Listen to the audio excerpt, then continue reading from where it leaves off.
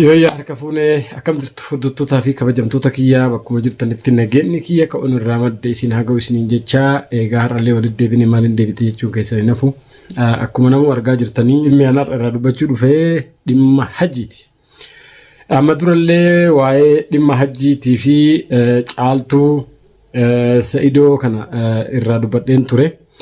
Garuu mootuyyuu namni waan tarerraa waan baranne waan fedherraayyuu waan baratu wanni fedhe yoo dhufe barachuuf taa'u jechuudha. Hajjiin gaafa inni daa'ima caaltuu jalaa hatee wayin jalaa fuudhee intala maafiyaa waan hamtuu malee waan badduu dalaguu malee toltuu takkaa hin dalanne saniin haadha warra kiyyaati jedhee isii wajjin waliigaltee uumee isii san fuudhee jaartiitiya jedheenii hajjilleen immoo tuyuu daa'ima caaltuu wajjin caaltuu yeroo dheeraa wajjin waamee qadabarsan jalaa fuudhee daa'ima caaltuu jalaa fuudhee isitti kenne san waan gaafa san daa'ima caaltuu jalaa fuudhee intala sanitti kennuun aarsaa isa kafalchiise isirratti waan taherraa hin baranne hajjiin hanga lubbuun addunyaa tanarra jiru yoo lubbuun addunyaa tanarraa tare malee akka inni waan takka hin baranne akka inni nama waa barachuuf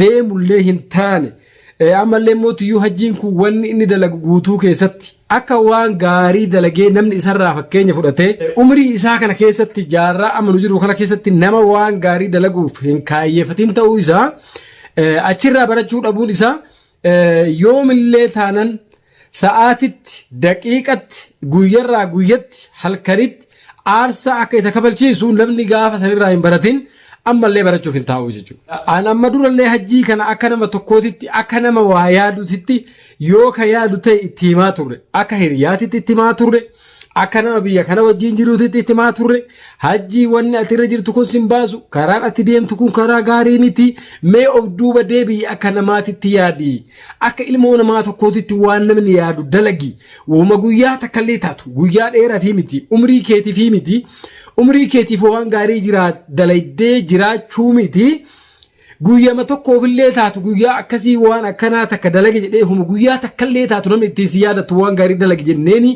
akka hiriyaatitti akka namoomatti itti himnee dadhabne.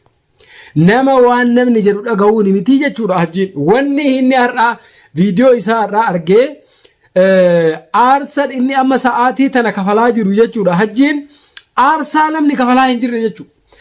Wanni inni amma tahaa jiru kun itti dhiqaata. Itti dhiqaata dhibbaan dhibbatti itti dhiqaata caccabee yoo xiqqaate hajjiin hanga minaa qoonqoo afaan kaayachuuf namatti hajamu takka yoo caccabe malee kanarrattuu barnoota hin argatu kunu barnoota isaan ta'uu jechuudha. Nama waa baratuu miti nama rabbiin uumamaan abaaree jaddaal yeroo tanaa jaddaal amma yeroo amma nu jirru kanaati jechuudha hajjiin yoo jenne ni danda'ama jechuudha. Dhugaa rabbii dubbachuu fi ilmi namaa kun Oromoon hogamammaatu hutubaan haga dhiisan qaba haga dhiiban qabaa jette hogamammaatu. Inni hajjii kunis hanga dubbatanii fi hanga dhiisan qaba maalifu nama waan namni jedhu hin dhageenye. Ilmi namaa tokko yoo aamrootii isaa wayiin mootuyyuu sammuu isaa kana keessatti uumamaan ofiitii waa yaadee waan gaarii tokko dalaguu hin dandeenye. Namni yoo itti dhiyaatee wanni ati dalagaa jirtu kun gaarii miti. Dubartoota hin miidhinii. Nama hin miidhinii nama hin tuffatinii nama tuffachuun kun immoo guyyaa tokkoof aarsaa si kafalchiisa jennee itti himnee dadhabnee jechuudha nama dhagahu miti. Kaasatan ati hajjiin Sa'idoo wajjin xiiqii hin qabin Sa'idiin hin morkatin Sa'id nama jireenya ofii keessatti uumaa jireenya ofii keessatti waan dalagu keessatti akka namni miidhamu hin barbaanne nama miidhamaa bira dhaabbatu nama ammallee mootuyyuu ofiitii guyyaa takka dubartii irratti Sa'idoon yuutubee Sa'idoo dura dalaguu hin eegalle ati. Miidiyaa kanarratti guyyaa tokko namni Sa'id bayaan hammeenyan isa kaasee haasa'u jiru jechuudha. Sa'id abbaa jaalalaati yoo jaalalaan gad nama teessise malee yoo jaalala nama barsiise malee yoo gaarummaa karaa gaarummaa akkaataa silaa namni nama wajjin itti jiraatu isarraa laaltee baratte malee karaa inni deemu kana yoo deemte ati nama jegna nama ammallee nama biratti jaalatamu yoo taate malee aarsa si kafalchiisu jiru. Sa'id kun hiriyaa keeti hiriyaa keenna isarraa barachuu qabda. Mee akkaataa adeemsa isaa kana laali jennee si himnee si dadhabne.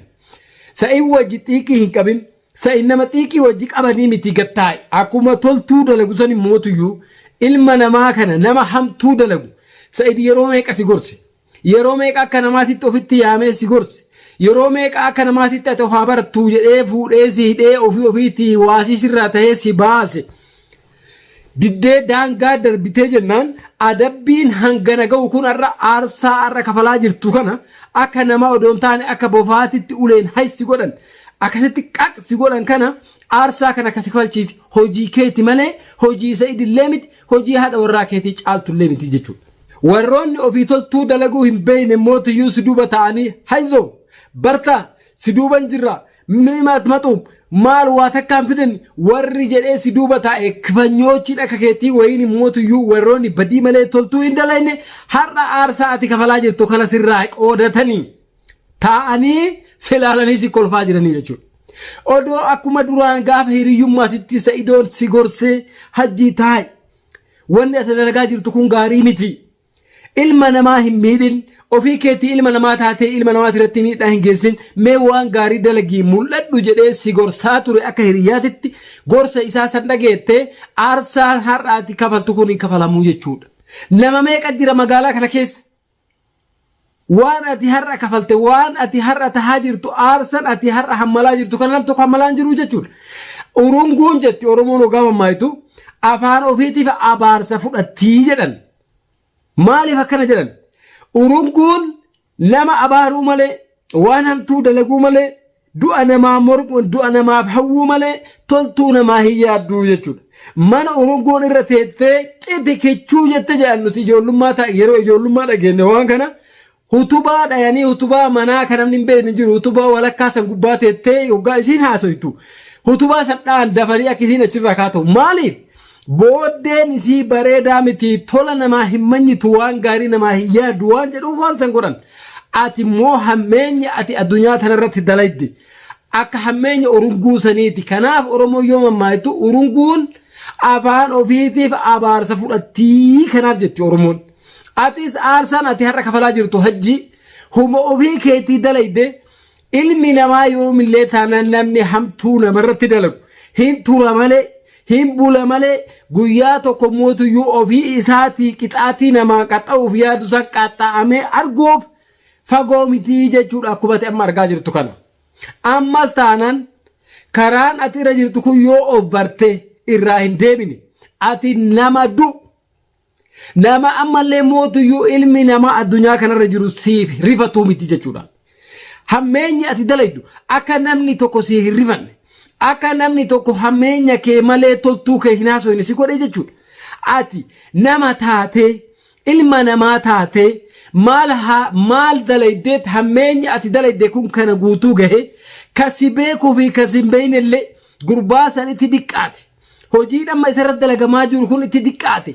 Silaa kanaa ol tahuu qaba adabbiin isaa jedhee nama sitti hawwu malee nama lakkii hajjiin nama akkasiitii miti wanni kun isaan hin malle jedhee namni tokko si dubbatu dhabamee har'a. Warri ati mootuyyuu gaardii godhattee wajjiin hammeenya xaxxu wajjiin hammeenya ganamaa galgala dalaydu har'a immoo eessa jiran rees bira dhaabbatanii jirani. Namni mootuyyuu toltuu dalagu yeroo kamuu eebba yoo taate malee abaarsa hin fudhatu ilma namaa irra.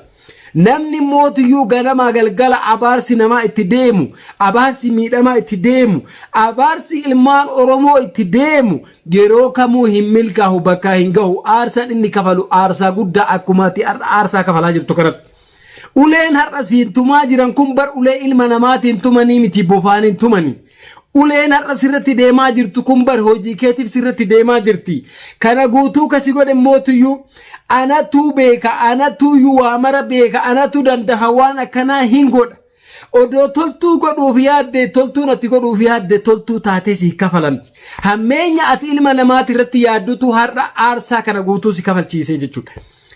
Ati dura baduudhaaf gaafa Sa'id dura dhaabbattee hutubaa sibiilaa taatee Sa'idii morkuti. Gaafa waan inni siin jedhe dhagahuu didde. Akka ilma namaatitti sitti himee gattaa isiin jedhee sitti himee irraa dhagahuu didde. Namni tokko baduudhaaf jedhan. Waan hiriyyaan itti himte hin dhagahu jedhan. Ofiitii dhaabbatee akka ilma namaatitti yaadee gaarii dalagee hin mul'isuu jedhan. Gaarii dalaguu dhabuun kee hammeenya ati namarra dalagee har'a sirra dalagaa jira jechuudha. kanaaf Sa'idii wajji aarsaa hin kafalin Sa'idiin hin morkin waan hin taane hin dalagin mucaan kun toltuu malee hammeenya si yaadeen beeku guyyaa takka akka hiriyaati si gorsuu malee gataa'i haadhaaf ilmoo addaan baasiin jedhee si kadhataa ture amma dura isarratti mootiyyuu ati sharrii yaadde hanga Sa'idoo lubbuu dhabamsiisuu yaadde takka Sa'id kun nama obsaadha nama fakkeenya namaa ta'u nama waa irraa baratan silaaterra irraa waa barattee gaarii isaa san hordoftee karaa inni deemu gaarummaa isaa san hordofaa turte malee as deebitee guyyurra ganamurra galgalurra sa'aatiif daqiiqan hammeenyuma dalaydee aarsaa har'a kafalte kana hin kafaltu jechuudha. Ammallee taanaan yoo karatti deebitee Sa'idiin dhiifama gaafattee haadha warraa keetii tahamtuu irratti dalaydu san ta'ajjeesuuf barbaaddu san tamaam ijoollee mootiyyuu miite hin beeyta ati namoota miite eenyuun akka miite barsi ati namnummaan ati hin miidhin hin jiru bara addunyaa kanarratti kaan gochaan miite kaan afaanin miite kaan jechaan miite wanni ati nama hin godhin hin jiru jechuudha. Wuma ati har'a nama goote santu sirra deebi'ee sirratti dalagamaa jira jechuudha. Mee dhaabbadhu of laali nuti warra si beeku hammeenya kee beekuu miti. Ijoolleen namnummaan badhee taa'ee si hordofaa ture hammeenya ati dalaydu namni tokko hojiin amma irratti dalagamaa jiru kun hajjiin hin mallee hajjiin hin miidhame hajjiin waan kana godhamuu hin mallee namni jedhee si mormu tokko hin jiru jechuudha. Mee jala deemi dhaabbadhu of laali. Hojiin amma irratti dalagame kun aarsaan amma hajjiin kafalaa jiru kun itti diqqaate aarsaa guddaa kafaluu qabaa siin jedhanii bar yoo ati duute bar ilmi namaa kun akkuma jireenyi jiru duutillee jirti baabaa kiyya. Yoo ati duutes hajjiin hin du'e rabbi isa haaraaramu namni jedhu hin jiru rabbiin isaatti adaba isatti hammeessu nama jedhu yoo ta'e malee. Namni ilma namaatirraa addunyaa kanarraa ilma namaa tahe ilmi namaa tokko rifannoota isaa dhabe toltuu isaa yaaduu dhabe hammeenya isa muudatuu fi dheebuu fi beela isaa keessatti namni tokko hin dhoobattee hoodhu jedhee bishaan afaanis hin qabne. Hin beeloyte har'a kootu na biraa waa nyaadhu kalee akkana turre guyyaatu akkana si godhee namni siin jedhu eega hin jiraanne ati akka ilma namaatitti addunyaa kanarraa jiraachuun maaf si barbaachisaa maalumaaf jiraatta ati ana ofii kiyya sadarkaa ati amma geette kana gahee nama biratti jibbame taanaan wannummaan an addunyaa kanarra jiraadhummaa inni jireenyummaan addunyaan tuni qabdu maal wanni kana guutuu aarsaa kana guutuu si kafalchiis waan namni siin jedhe dhagahuu dhabuu ofii keetii addunyaa kanarratti gaarii dalagatu dhabuutuyyuu hammeenya ati ilma namaatitti yaaddutu as deebi'ee hammeenya kana sitti tahee jechuudha. Fudhadhu liqimsi sitti diqqaate ammallee sitti diqqaate ganaa kana ol aarsaa kafalta jechuudha. Aarsaan ati kafaluuf deemtu kana ol guddaan amma wanni ati itti buutuu hin beekamu jechuudha. Dhiyoo tana du'ee hajjiin dhabame jennee dhageenye baga du'ee ishoo hajjiin baguma du'ee ishoo jennee gammanne. Maaf du'e nama du'uun hin mallee jennee rifanne baga du'e jennee sitti gammanne maaliif ati du'uun nama hedduuf raahata addunyaan tuni raahataati nama si jalaa fakkeenya ati hammeenya ati dalaydu kana fudhatee hammeenya dalaguu qophaa'e meeqatu jira adabamuun du'aan adabamuun kee yoo du'aan si adabsiise ilma namaatiif yoo raahaa ta'e malee miidhama tokko hin ta'u jechuudha akkasii quba qabaadha miidhama tokko hin ta'u jechuudha ammallee kafalaa jirta aarsaa. Sitti haa jabaatu warri akkasitti uleen isa akkasitti daggodhaa jirtan sun itti diqqaate dhaya akka bofaatitti ati silaa wanni sii male osoo akkasitti tumamtu osoo akkasitti azabamtu rahmata tokko sii godhuu dhabuudha dhabamuu qabdaayyuu jechuudha yoo dhabamte malee addunyaan tun nagaa hin taatu magaalaa jirru kana keessatti sababaa kee maqaa meeqa nutti bahee waa meeqa nuun jedhame warra yamanii warra akkasii nuun jedhame maqaa meeqa nutti bahee warra yamanii kana jedhanii maqaa meeqa nutti bahee akka guutuutti akka nutti guutuun keenya akka yaman keessa jirrutti warri yaman akkuma keetitti nu laalee namni meeqa warri yaman kun edaa hangana garaa jabaata edaa hanganuma guutuu badaadha warrumaa yaman kun maali hanga nuun jedhan takka maqaa nutti baaftee jechuudha. Har'a gaafa ati akkasitti adabamtee maqaan ati nutti baaftee hammeenya ati guutuu keenyatti laayite xuriin ofii laaqattee nutti laayitee maqaa biyya takka keessa hojii jiraachuutiin warra yaman jedhamee qubni nutti qabame san har'a aarsaa san guutuu kafaluu jirtaa jechuudha. Bakka kafalte ammallee kafaluu qabda kanaa ol aarsaa kafaluu qabda jechuudha ammallee du'uu qabdaa jechuudha. Tumuu sitti xiqqaatasi tumuu siif harayaa miti tumamtee jirta amma durallee du'atu siif mala du'uu qabdaa jechuudha. yoo duute addunyaan tun nagaa taatti nutillee nagaa tarra maqaa warra Yaman jedhu sun nurraa hafa jechuudha. Namoota gaggaarii meeqatu sababaa keetii warra Yaman san jedhamee maqaa yakkame hammeenyi keenullee nu gahee jechuudha. Kanaaf aarsaa har'a kafalaa jirtu kana borullee hikkafaltaa inumaayyuu ati addunyaa tanarratti jiraachuun kee yoo hammeenya nuu ta'e malee yoo maqaa balleessaa nuu ta'e malee gaggaarii waan gaggaarii dalagu meeqatu hammeenya keetiin gaarummaan isaa jala dhokate jechuudha.